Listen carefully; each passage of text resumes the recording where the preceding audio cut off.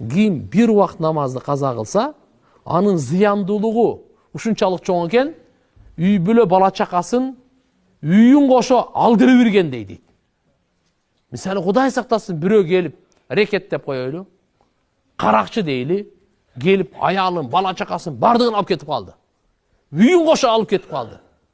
Башына канча чоң кайгы келди, канча чоң зыянга учурады. Бир намаздын казасы ушундай. Караңыздар. Ошон үчүн биз бүгүн тообасыз, эгер ошо күнөөнү кылып атып кете турган болсо кандай? Алла субханаху ва таала айтып атат: "Та'муруна бил ма'руф." Алланын элчиси жакшы көргөнгө чакырасыңар. Алланын элчиси жаман көргөндөн кайтарасыңар. Ва ту'минуна билла, өзүңөрдүн ыйманыңарды дагы унутпайсыңар. Мен башкалар ыймандуу болсун, башкалар жакшы иштерди кылсын, жаман иштерден сактансын деп мен өзүм унутуп калайынбы?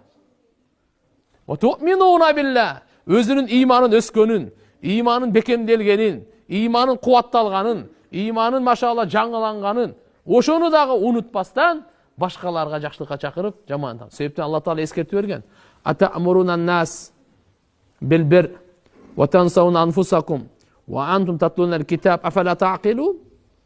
Силер адамдар жакшылыкка чакырасыңар, өзүңөрдү унутуп каласыңар. Болбосо Куран китеп окуйсуңар, Алланын китебин окуйсуңар.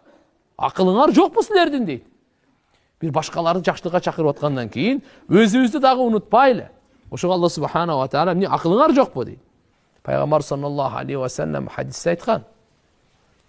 Үстүн айтайын: "Ва ахибба лин-нас ма тухиббу ли нафсик такун муслиман." Адамдарга өзүңө жакшы көргөн нерсени жакшы көргүн. Чыныгы мусулман сен болосуң деди. Адамдарга, мусулмандарга деген жок. Адамдарга өзүңө эмнени жакшы көрөсүң? Эй мусулман бир тууган, эй Мухаммад алейхиссаламдын үммөтү, сен өзүңө эмне нерсени жакшы көрсөң, бүткүл адамзатка ошо нерсени жакшы көр, ошону ыраа көр, сен чыныгы мусулман сен болосуң деди. Демек Алла субханаху ва таала бул аятта айтып атат, туугандар. Көңүл бурайлы. Бизди мактап атат Алла Таала. Эненин ичине бу дүйнөгө келдик. Бирөөнүн келгенине 70 жыл болду. Бирөөнүкү 50, бирөөгө 40, бирөөгө 30, жаш балдар бар экен 5 жыл, 10 жыл болду. Биз эненин ичине бу дүйнөгө келдик. Алла Таала айтып атат: "Ухриджат лин-нас." Чыгарылдыңар силер. Чыгарылдыңар адамдардын пайдасы үчүн. Эми пайда мындай экен да, дүйнөдөгү пайда бар. Дары дармек бердик, кийим кече бердик, курсагын тойгоздук, үстүнө там салып бердик. Бул дагы пайда.